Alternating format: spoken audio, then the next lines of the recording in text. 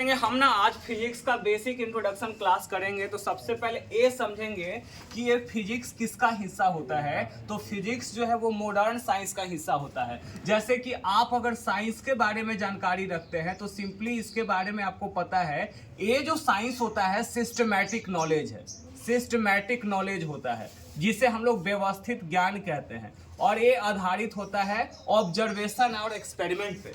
इसी साइंस के अंतर्गत में जो इसका एक ब्रांच है जो मॉडर्न साइंस कहलाता है, उस मॉडर्न साइंस के अंतर्गत में फिजिक्स के बारे में जानकारी लेना होता है। और ये फिजिक्स क्या है तो हमने बताया it is the branch of modern science.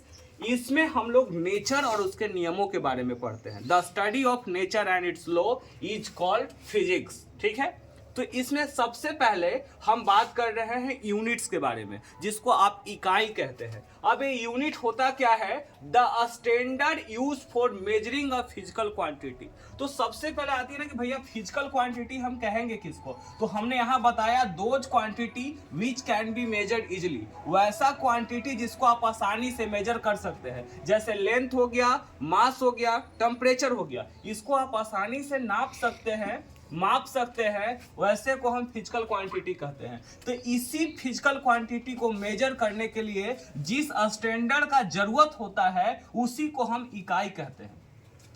अब यहाँ पे आता है कि ये फिजिकल क्वांटिटी कितने तरह के होते हैं। तो फिजिकल क्वांटिटी 3 तरह के होते हैं, ठीक है ना। फिजिकल क्वांटिटी में सबसे पहला आता है स्केलर क्वांटिटी, दूसरा वेक्टर क्वांटिटी, तीसरा टेंसर क्वांटिटी। अब बात आती है कि स्केलर क्वांटिटी किसे कहेंगे? तो वैसा फिजिकल क्वांटिटी जिसमें सिर्फ और सिर्फ मैग्नीट्यूड रहेगा। अब बोलेंगे भैया मैग्नीट्यूड किसे कहते हैं? तो जो भी यूनिट अगर हम लिखेंगे उसमें संख्या वाला जो मान रहता है उसको मैग्नीट्यूड कहते हैं। जैसे सपोज दैट हमने लिखा 40 किलोमीटर, तो ये जो 40 है आपका उसको हम लोग मैग्नीट्यूड कहेंगे। हमने बोला 80 किलोमीटर, तो वो जो 80 हमने लिखा वो है मैग्नीट्यूड, यानी संख्यात्मक मान को हम लोग मैग्नीट्यूड कहते हैं। लेकिन जब उसमें डायरेक्शन शामिल होता है तो उससे हम लोग क्या कहते हैं, है ना, याद रखना वेक्टर में आ जाएगा। मतलब डायरेक्शन समझ रहे हैं ना, जैसे 40 kilometre towards north, 50 kilometre towards east, तो ये सब जब डायरेक्शन उसमें शामिल हो जाता है तो उसको हम लोग वेक्टर क्वांटिटी कह देते हैं। अब यहाँ पे देखिए वेक्टर क्वांटिटी में बताया वैसा क्वांटिटी जिसमें मैग्नीट्यूड प्लस डायरेक्शन दोनों शामिल होता है। ठीक है, अब यहां पे बोलेंगे सिर्फ स्पीड आएगा, तो स्पीड आ गया, डिस्टेंस आ गया, ठीक है ना, इसमें मास आ गया, पावर आ गया, ये सब के सब जो है वो किस में आ जाता है? स्केलर क्वांटिटी में। लेकिन जिसमें डायरेक्शन भी शामिल है, जैसे वेलोसिटी हो गया, डिस्प्लेसमेंट हो गया, ये सब हमारा वेक्टर क्वांटिटी होता है। एक हमारा टेंसर क्वांटिटी के अंतर्गत में आता है। तो याद रखिएगा वैसा फिजिकल क्वांटिटी जिसमें मैग्नीट्यूड और कन्वेंशनल डायरेक्शन होता है, जिसका डायरेक्शन आप रिवर्स कर सकते हैं, ठीक है ना, बदल सकते हैं। और एक बात और होता है, आगे जाकर के जब 11th में जाइएगा तो आपको जानकारी लेना पड़ेगा कि टेंसर क्वांटिटी के अंतर्गत में क्या होता है। मतलब कि वेक्टर वही हो सकता है जो triangle law of vector addition पालन करता है। वेक्टर हम लोग को आगे ही पढ़ना होता है, ठीक है ना, बस यूनिट के बारे में। अब बोलो ना कि भैया हम लोग यूनिट्स की कैसे जानकारी लेंगे, है ना, वैसे पेज मत पलटो। अब यूनिट का जानकारी हम कैसे लेंगे? यूनिट किसको बनाया जाता है? तो वैसा यूनिट उसी को बनाया जा सकता है that can be easy to measure, easy to measure, आसानी से मापा जा सकते हैं, उसी को आप स्टैंडर्ड वैल्यू ले सकते हैं। जैसे हम सपोज दैट हमने लिखा 1 फीट इक्विवेलेंट टू 12 इंच, ठीक है ना, 1 फीट बराबर 12 इंच। तो ये जो 12 इंच है, 1 केजी बराबर 1000 ग्राम, 1 आवर बराबर 60 मिनट्स।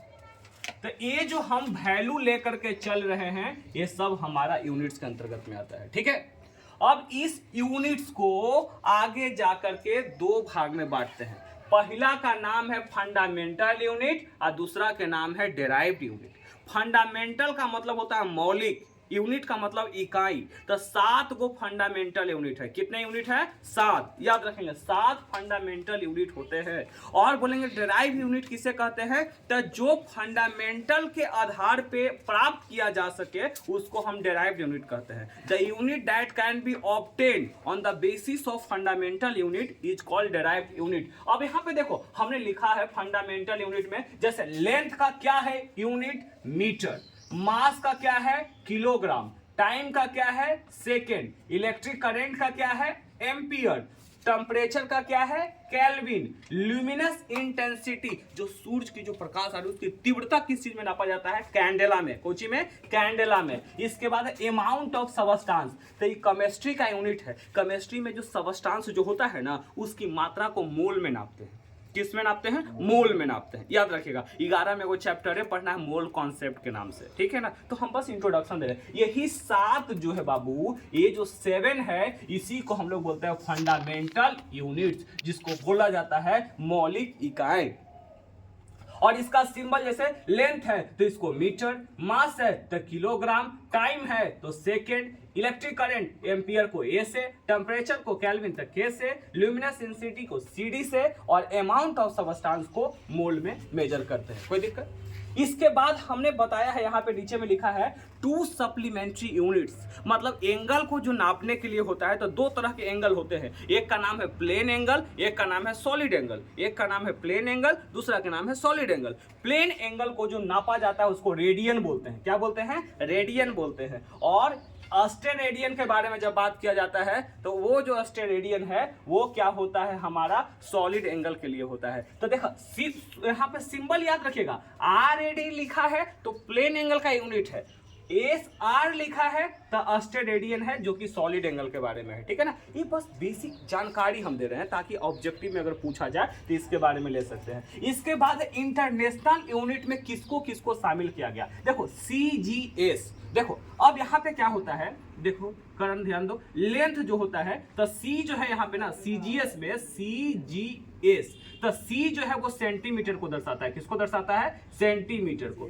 G जो है वो ग्राम को दर्शाता है, और S जो है सेकंड को दर्शाता है। क्या दर्शाता है? सेकंड को दर्शाता है। इसी प्रकार से MKS में क्या होता है, M जो है वो मीटर को दर्शाएगा, K जो है वो किलोग्राम को दर्शाएगा, S जो है वो सेकंड को दर्शाएगा। FPS में F जो होता है वो फुट को दर्शाता है या फीट को दर्शाएगा, है ना। P जो होता है वो पाउंड को दर्शाता है, और S जो है वो सेकंड को दर्शाता है। SI तो समझ रहे हैं ना, स्टैंडर्ड ऑफ इंटरनेशनल यूनिट, पूरा इकाई जो पूरे देश भर में, जैसे मान लो अगर अमेरिका भी जाओगे तो 70 किलोमीटर बताएगा, चाहे 50 किलोमीटर, तो जो अगर बोर्ड पे लगा करके लिखा हुआ है तो वो जो हो गया हमारा SI के अंतर्गत में आता है, जिसको हम लोग स्टैंडर्ड ऑफ इंटरनेशनल यूनिट कहते हैं, माने अंतरराष्ट्रीय इकाई है, उस सब जगह वही वैल्यू रहेगा। जैसे इस प्रकार से हर चीज में देखो, इंसान का होमो सैपियंस नाम होता है, साइंटिफिक नेम के बारे में सुने हो ना, जैसे आम को आम यहाँ बोलते हैं ना, लेकिन उसका साइंटिफिक नाम है Mangifera indica, Mangifera indica, yes, है ना। होमो सैपियंस इंसान है हम लोग, ठीक है ना। पैंथरा टिग्रिस ऐसे होता है, सब चीज का नाम है। पैंथरा लियो लायन को बोलते हैं हम लोग, इस प्रकार से उसका साइंटिफिक नेम है। एक वैज्ञानिक थे जिसका नाम था लाइनेनस, उन्होंने एक ब्रांच बताया था जिसका नाम था टैक्सोनॉमी, और टैक्सोनॉमी के अंदर में बताया गया था इसके बारे में, the nomenclature of various organism on the basis of species, किस प्रजाति से उसका उत्पत्ति हुआ है उसके आधार पे, स्पेसीज के नेम के आधार पे हम लोग करते थे। तो ये बेसिक है। इसके बाद ही जब हम मोशन पढ़ेंगे तो मोशन में हमको आएगा, मोशन में डिस्टेंस पढ़ना है, डिस्प्लेसमेंट पढ़ना है, उसके बाद वेलोसिटी पढ़ना है और स्पीड पढ़ना है, ठीक है ना। What is the difference between distance and displacement, distance और डिस्प्लेसमेंट में दूरी, मतलब दूरी और, है ना, जो विस्थापन होती है उसमें क्या अंतर है, इसके बारे में जानकारी लेना है। उसके बाद हम लोग 3 इक्वेशन ऑफ मोशन पढ़ेंगे। पहला इक्वेशन ऑफ मोशन का नाम है V = U + AT, दूसरा है S = UT + ½ AT², तीसरा है V² = U² + 2AS। तो इन सारी चीजों को हम लोग को पढ़ना है। तो उसमें आएगा कि डिस्टेंस जो होता है वो स्केलर क्वांटिटी है, जबकि डिस्प्लेसमेंट वेक्टर क्वांटिटी। तो हमें यहाँ से जानकारी लेना चाहिए ना कि स्केलर क्या होता है। तो स्केलर के बारे में हमने बताया कि वो ऐसा क्वांटिटी जिसमें सिर्फ और सिर्फ मैग्नीट्यूड हो, डायरेक्शन नहीं होता है। लेकिन वेक्टर क्या है, मैग्नीट्यूड और डायरेक्शन दोनों को शामिल करता है। आई होप ये समझ में आया आपको।